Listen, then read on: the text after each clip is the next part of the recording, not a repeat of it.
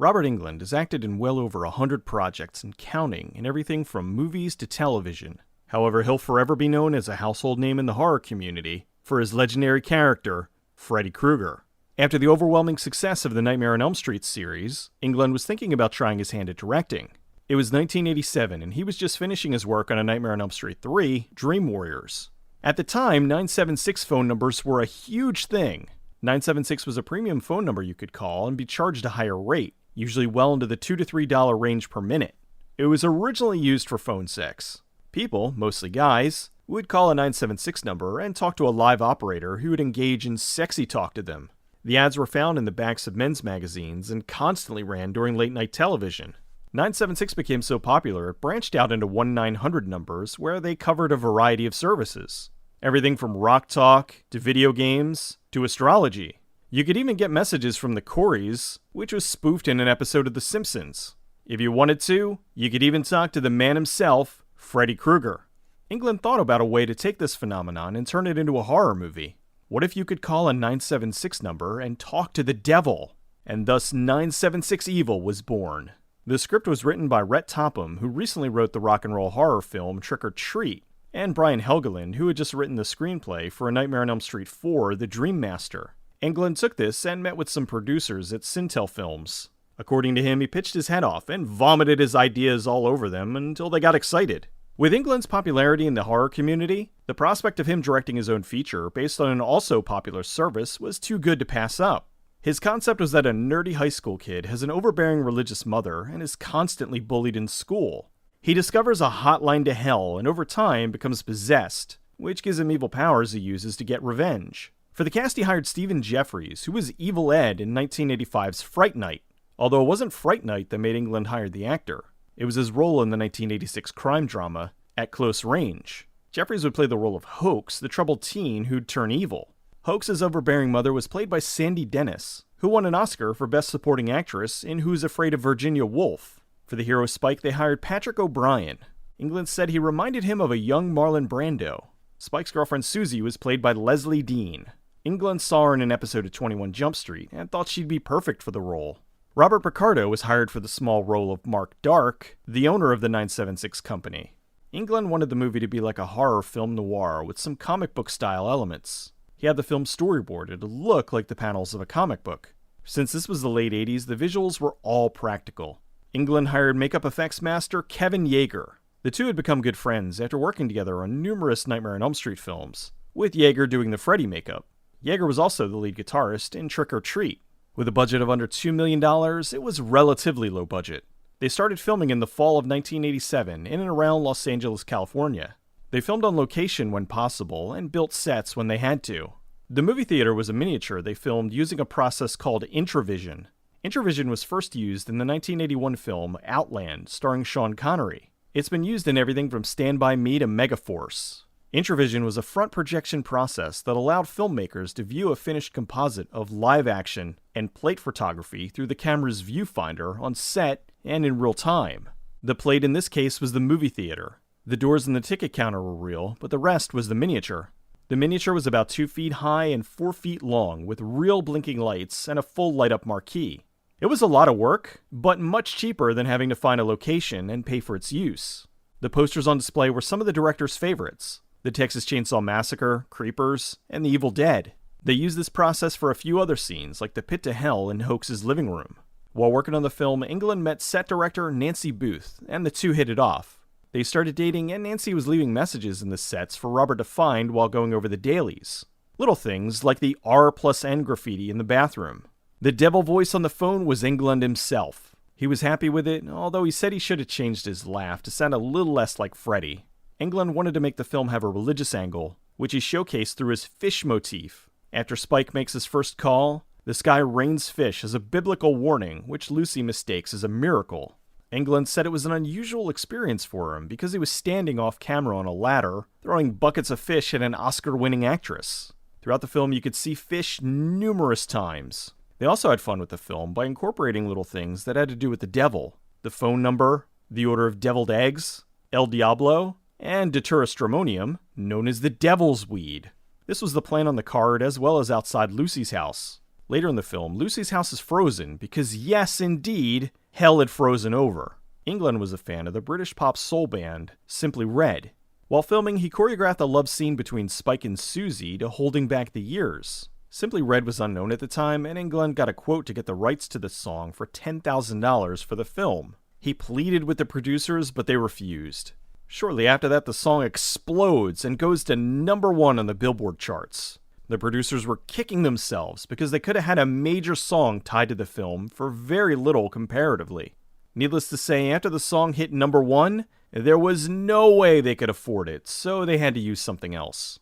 The themes for the death in the movie were partially inspired by A Nightmare on Elm Street, in that what you fear comes back to haunt you. Susie's afraid of spiders, so she's killed by them. Speaking of which, Hoax calls forth an army of tarantulas to kill Susie. They hired spider wranglers to control the arachnids. Essentially what they did was sit off camera with elongated straws, and whenever they needed them to move, they'd blow on them. The movie had a few homages. Susie's death was an homage to Janet Leigh's death in Psycho. The bowler JJ's wearing was an homage to A Clockwork Orange. The character of Mark Dark was meant to be the devil. To show this, they added the subtlety of having Robert Picardo's hair form little horns. Englund is terrified of glass death scenes in movies, so he put that into his film, with this woman being killed by a picture window blowing out. Englund said he always liked girls in the Catholic schoolgirl outfit, and by putting Susie in the getup, he was kinda working through something. The vacuum tube in the film didn't really work. They just had a prop guy drop the vessel in the tube, and they added the noise in post. Throughout the film, Hoax had 3 stages of makeup after he begins his possession. The first is a slightly deranged look, but still normal. In the second, his features are sharper and his hair's longer. They called this his Michael Jackson stage. Then the third was full-on demonic with scaly skin, cat eyes, and claws on his hands and feet. To get the cats to stay on the corpse of Lucy, they had a dummy that they stuffed full of tuna. Englund and Yeager didn't want to let the audience down, so they made sure to amp up the gore in the film. They finished filming and moved into post. Englund presented his cut to the studio, and they thought it was a little too long. About 15 minutes or so. He took it back and trimmed some of the more superfluous details from the film. Most of what was cut really didn't matter. A few seconds here, a few there. Things like a longer shot of the diner, or a gang member walking down an alley. However, there were some things that were cut that did add more to the film. When Lucy first encounters the fish, she gathers them up and puts them in her refrigerator and freezer. So when the reporter comes to the house, she opens up the fridge and they spill all over the place. Another was a scene with Hoax and the principal. It showed he had a bit of a crush on her, which then showed why he felt betrayed by her later. The biggest scene that was cut was when JJ gives Susie a ride home. The two are talking, and the scene humanizes JJ, to the point of where it made the audience feel bad for him. Then they twist that by making him attack her and almost rape her. She gets away and goes home, which explains why she's so on edge when she's making her dinner. Englund trimmed the film down and delivered a leaner 92-minute cut to be released into theaters. After finishing with 976 Evil, Englund returned to the Nightmare series with The Nightmare on Elm Street 4: The Dream Master, which was released on August 19th, 1988, and was #1 at the box office, making almost $13 million. It stayed in the top spot for 3 weeks and made over $49 million in its domestic run. It was the most successful in the series up to that point. By contrast, 976 Evil opened on March 24th, 1989, and despite having the horror icon's name all over it, the film opened in 17th place. It managed to pull in close to $3 million over its theatrical run. When the movie was released on VHS, they used the extended version, which was the original cut Englund made, with the exception of the attempted rape scene. The movie did well enough on home video that the studio greenlit a sequel that went direct-to-video in 1992 and was directed by Jim Wynorski. The only returning cast member from the original was Patrick O'Brien, although they did bring in Buck Flower, who makes just about any movie better.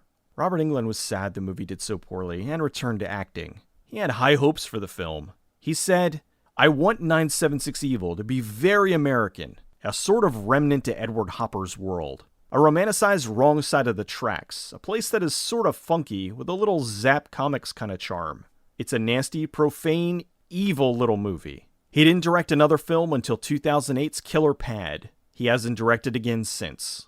The best thing to come out of this movie was his meeting and falling in love with Nancy Booth. The two were married in 1988 and are still together today. Rhett Topham wrote some episodes of Freddy's Nightmares, but left the industry after that.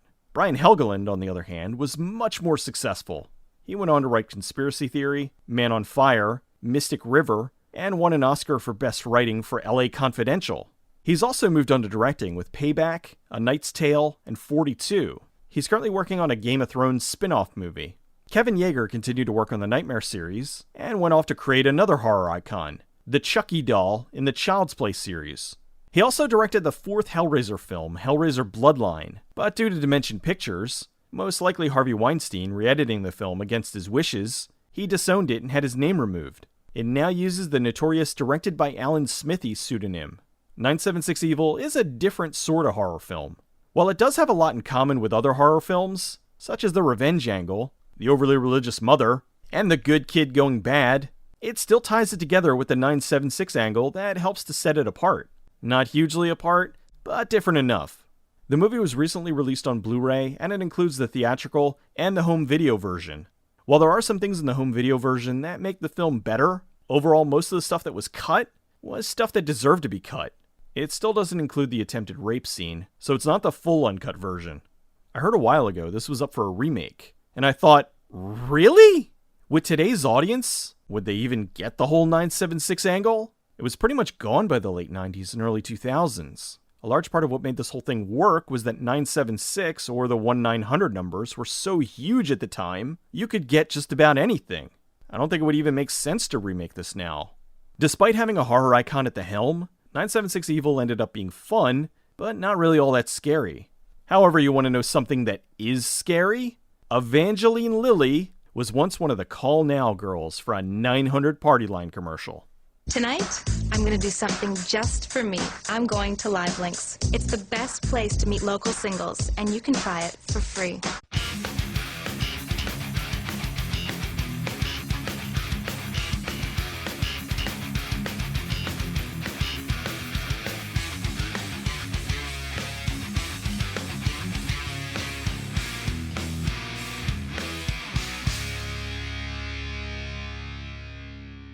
See you later, doll.